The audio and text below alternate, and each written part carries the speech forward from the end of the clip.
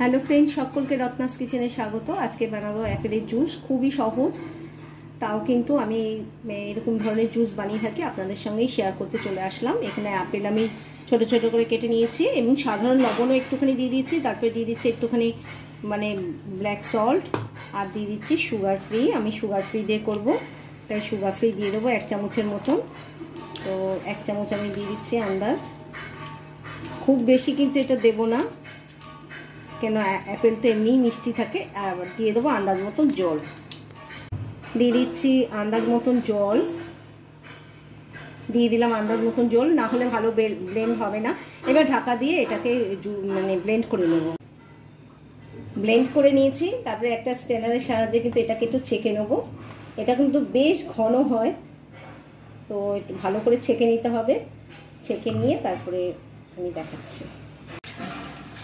এবারে একটা গ্লাসের মধ্যে আমি ঢেলে নিচ্ছি। দেখতে কিন্তু অসাধারণ হয়েছে, কোনো কালার মেশানো নেই, কিন্তু অরিজিনাল কালার জাস্ট ফাটাফাটি।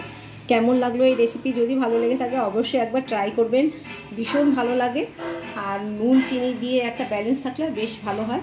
তো ভালো লাগলে লাইক করবেন, শেয়ার করবেন, আমার চ্যানেলের সঙ্গে থাকবেন, আর সাবস্ক্রাইব করতে ভুলবেন না। বাই।